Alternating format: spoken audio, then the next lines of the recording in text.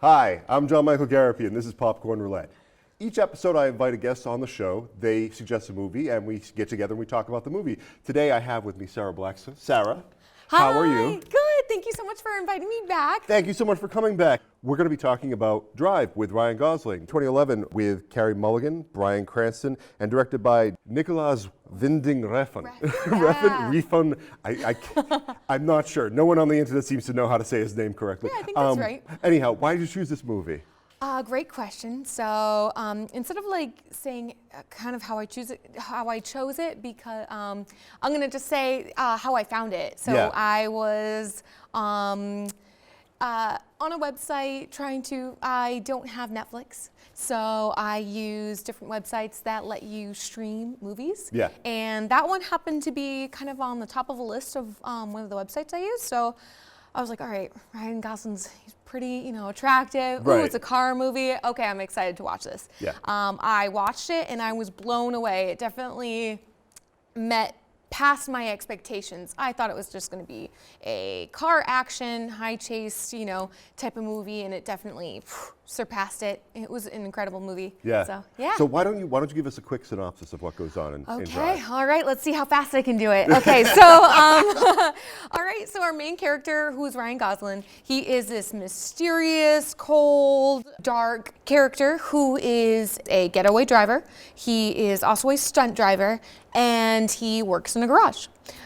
He gets kind of affiliated with the mob, kind of per se, and he's going to be potentially in his future driving in race car events. The pivotal point that happens in the movie is when he finally connects with this female character who is Irene and her son Benicio, and the rest of the movie becomes how is he going to save the family. Things happen along the way, some people die, some people don't, and yeah, how's that? Is that good? Without any spoilers? We got it, no spoilers. All right, good. I mean, we throw spoilers in this. If you haven't seen Drive yet, go watch Drive, come back, it's fine. But anyways, one of the things that comes up immediately is the soundtrack. Yes. And we really want to talk about this because this might Okay. be one of the most, I think this is one of the most important albums of the 2010s. Like, we don't talk about, because of the role this does in synthwave. Like, when you Google synthwave, on the right-hand side where it starts to list suggestion albums, the first one is Drive, the soundtrack. That's cool. So, like, I didn't know that. like All right. what is your take on the soundtrack in the first place? So great question. I think that the reason why they put the song music in there to help build character arc. I think the director is great at storytelling, and one of his ways is, or one way that a director would do it is to help with all the things, so it can be visually, it can be cinematically, and one thing that he does really well is auditory, that he pairs the music. So in the beginning of the movie, you hear this song, I really want to tell you how I feel, and it's very robotic. And that's also how the main character comes off. He says everything straight to the point, never, goes kind of off. He's just very meticulous. That is like how he comes off. And so that's how the music comes off. It's very meticulous, very straight beat. And then there's also the other big song with Real Hero, proud to be a real human being. Yeah. And I think that song, you first hear it at the part where our main character and Benicio and Irene are connecting and bonding, and you can see that this character really wants to develop what this relationship, he really wants to, kind of protect it and be a part of it, and it's really something that he idealizes, it's something that he hasn't had, and now it's become almost like his whole motivation for living, kind of in a way. There are people who really didn't have, not motivation in life, but they were kind of like at a plateau, they're living in like not a luxurious life, they're in an apartment, her husband's in jail, she's a single mother working back-to-back jobs. So I just think it's really interesting that even throughout all of this, she still comes off, and so does her son, as two people who just, are really happy. And I think that's something that the main character longs for. And so the music correlates to that and his longing to be connected and be a part of that. This is really interesting because Ryan Gosling has said one of the only reasons why he was able to understand this character was because when things get violent, in his head, he needs to be an action star. He needs to be a superhero. That the character himself understands reality only through the idea of like what he's seen in movies. And I wonder if that's how he understands relationships too. Okay. Like when he's thinking about being a real hero, is this almost saccharine to the point of like, oh, this isn't realistic? I think if I can, so you're talking about two parts. Think about where they're living. They're living in LA. Everyone in LA kind of has this already, not to be hating on people from LA. They are watching this. It's like you go there and you have this big dream of like, I'm going to make it, I'm going to be something. Yeah. You know what I mean? So I think that his character kind of maybe does through the course of the movie develop this idea that he wants to redeem who he is and become this hero to Irene and Benicio. Yeah. Take the part where him and Benicio are sitting down on the couch and they're watching a cartoon. This is like a big pivotal part where they talk about one character in the cartoon who is a shark. He's a bad guy is what Benicio says. Yeah. And the main character says, how do you know that he's a bad guy, right? Yeah. And Benicio's reaction is, well, he's a shark. Of course, he looks like a shark, so he's got to be one. Yeah. So I think that's a big changing point, that this main character who we've just seen just went through a heist, right? So, and I love how the director plays off of that, if I can make a slight comment and maybe go off in a different direction, I'm sorry. But I love that. I think throughout the whole movie, the main character tries to always separate himself from the bad things that he's doing. Yes, he's doing these bad things involved in a heist, but at the same time, the way that the cuts are made and the camera angles, he's never in the same shot as the people who are actually doing the heist. Okay. And so I have to say that I feel like that helps separate his character, not only in his own mind, but in the audience's mind of like, okay, yes, he's doing this thing, but technically he's not kind of doing the actual dirty deed, he's just helping get along. So I feel like right from the get-go, he kind of has this. Also, one thing I noticed that I don't know why maybe some other critics didn't mention, but the first heist, right? They end up very successful, they drive away, right? And then he parks in a busy parking lot from the game, right? The basketball game or something like that.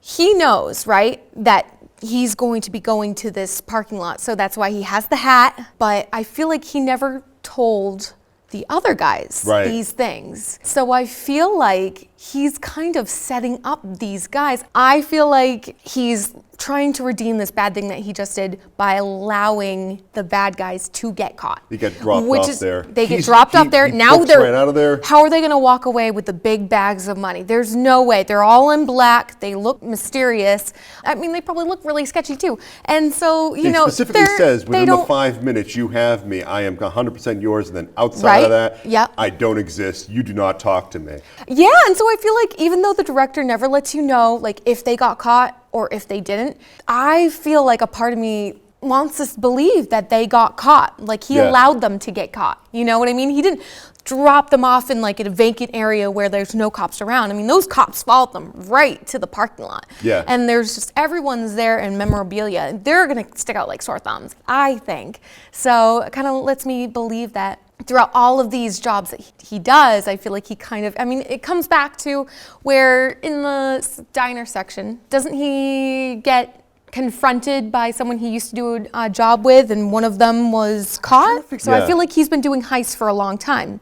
So one of the things is that he and Shannon have known each other for 5 years. I feel like it could happen along that time. It is. It is the exact opposite of the way that like Vino acts, where Vino is just like, if somebody came up to be like, hey, how you doing? Put his arm around him, start chatting him up. He like talk to somebody out. Can we get rid of this guy? You know what I mean? Yeah. But like he tells people right up front, I don't want to deal with you. He plays stoic and is quiet the entire time until he tells you he's going to kick your teeth in, Yes. Actually, I have a thought. I wanted to say something about dialogue in the movie. Sure. That I have this theory. As soon as I watched it, I was like, oh, there's got to be a theory about this.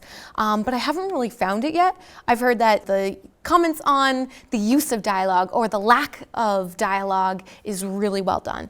But I have a feeling like I want to say my little brain thinks that there's something with people who say less in the movie, those people survive.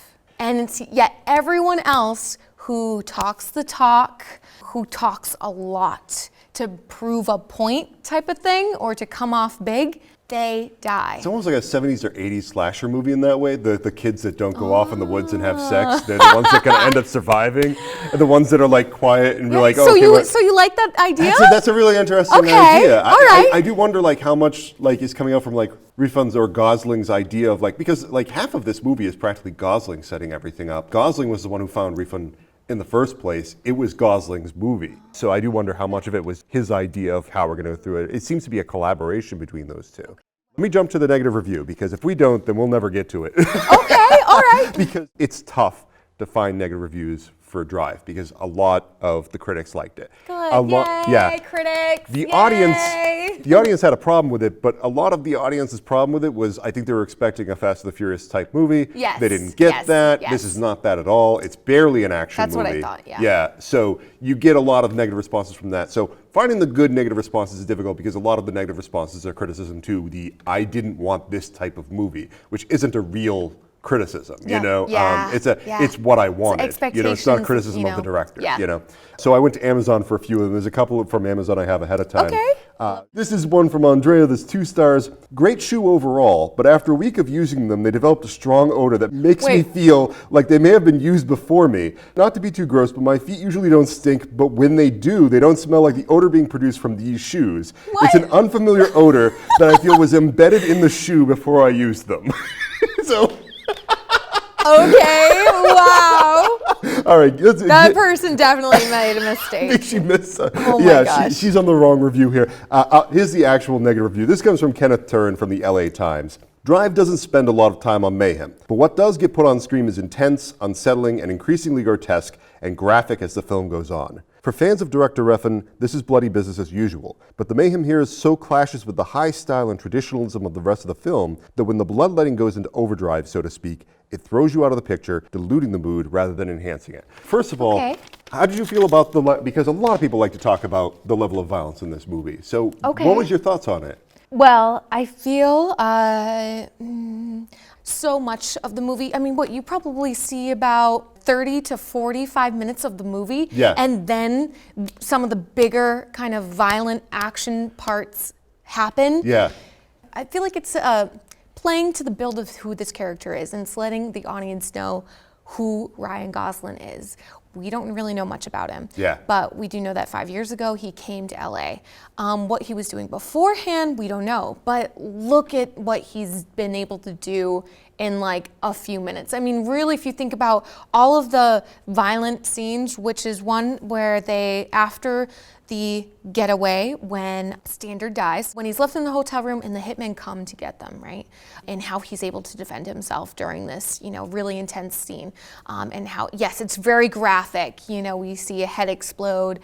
We see him defend himself by stabbing someone right through so I feel like that's just trying to help build like who the there's a tremendous amount Ryan Gosling. There's a tremendous amount of character development in that level of violence, because other people would not go like... We would not be able to do that. No. So it's like, who is this guy? This guy is that's a really good question. Like, what does he do for fun? That's one of the things... Is it fun, or was he maybe professionally trained beforehand to do this type of stuff? Yeah. You know what I mean? Like, there's no way that he could have all of this...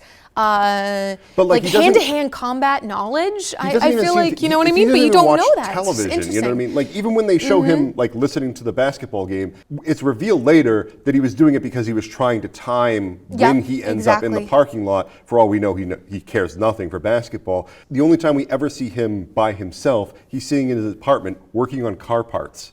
Like, this seems to be his life. Totally. Or in a diner eating with nothing around him. That's it, just eating. I feel like it's trying to develop more character, trying to tell a backstory without telling a backstory. So I feel like it's trying to say that this main character has been into some deep shit more than what we think, more than what we even realize. He's just basically trying to redeem himself. Like, I feel like now we know he has been doing worse stuff before, or that's what I think. Yeah. And I feel like now we realize that, you know, the things that we thought were like at the most, you know, at his peak, like bad boy getaway driver, Yeah. we realize that that is just like the bare minimum of what he can do. So I just feel like it's really It's interesting. funny because we kind of learned that the same exact time that Irene learns it, in that elevator, seeing just how far and how furious he was willing to go Yes. to defend the entire what he cares about. movie just turns Yep. on that. Yep. And the look he gives the camera during that scene is hurt almost that he had to do that. Yep. I know. I think it's really interesting. I think it's such a great shot. Right before then, if we can like rewind a little bit, if you look up that whole scene where he confronts her right in the hallway, she's distraught. She just found out her husband died and she's just been with the cops for hours. He's trying to come to her aid and be like, hey, I knew about this. I'm trying to be honest with you. I was trying to help him out. Something went wrong. But at the same time, we see him for the first time in this whole movie disheveled. He has blood on him. His collar's untucked. His hair's kind of a mess. And throughout this whole movie leading up to this part, he's been very meticulous. And so I just think it's like a character arc where he's changing everything that he's trying to do to redeem himself in life is now coming apart. Yeah. He's now becoming the character that he maybe once was. It's kind of like everything's unraveling a little bit.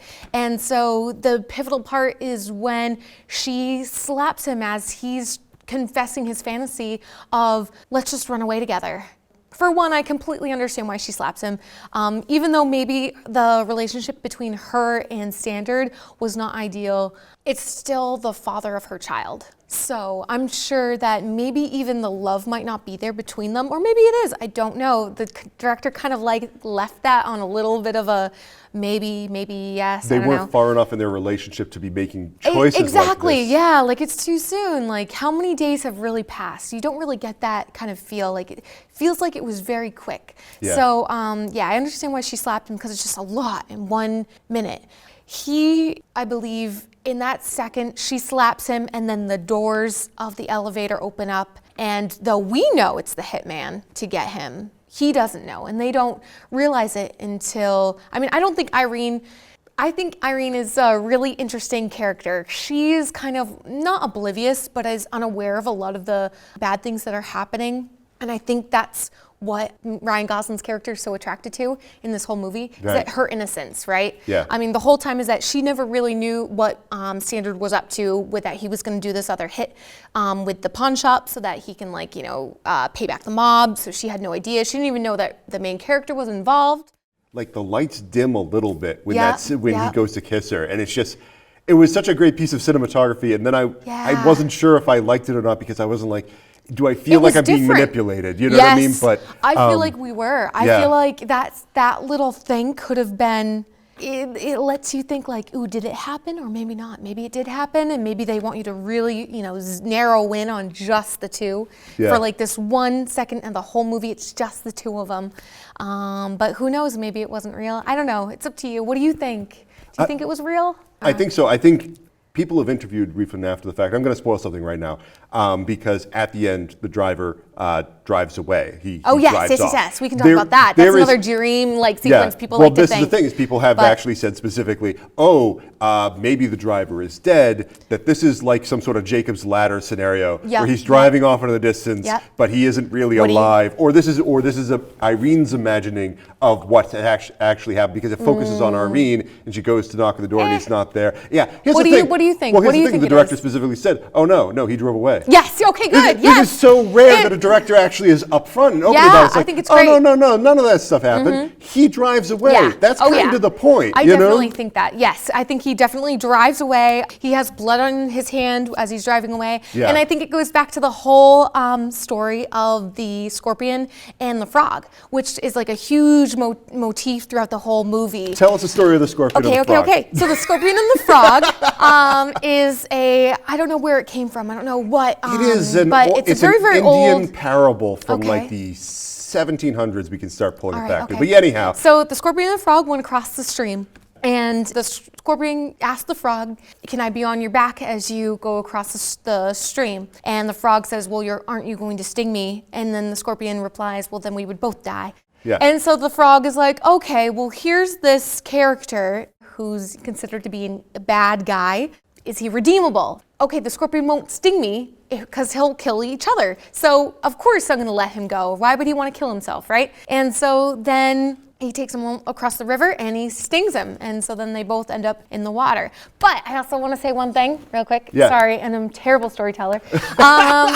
Is that I Googled, can scorpions swim? Yes. And so I saw that though they can't really swim very well, they can last up underwater for a couple of hours. So it makes me think, maybe he did kill the frog, but then that little scorpion scurried along and like survived, which is how the movie ends.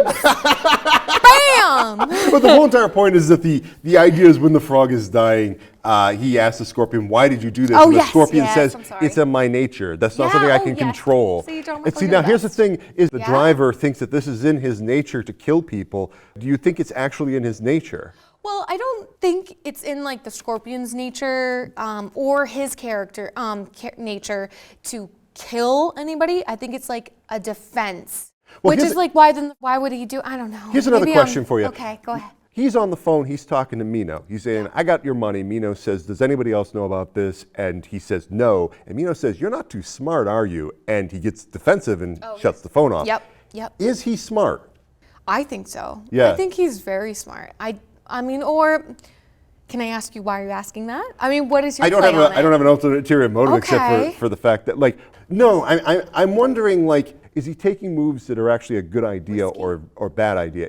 Should he be seeking outside help? I think it's playing off on that whole idea of he's intentionally doing these dangerous things. He's a getaway driver, very risky. Yeah. He's also a stunt double, you know? Yeah. That's a life risk, you know. And we're getting back to that jump. section where So he's I feel like putting on a prosthetic mask and looking through Oh windows. yes, that's playing the idea of like being a hero. I Yeah. love it. Yeah, this movie's amazing and it covers so many different things I'd love to go into. I would love to get into it. We have run out of time, unfortunately. It is sad and terrible. We could go on for another hour. But thank you, Sarah, for coming on. Oh, thank you too, John.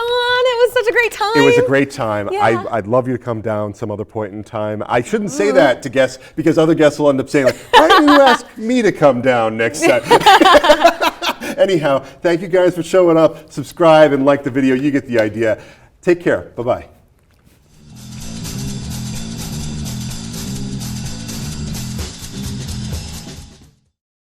Dancing, yeah, do do do do do do, dancing party with John Michael. Wait, do that.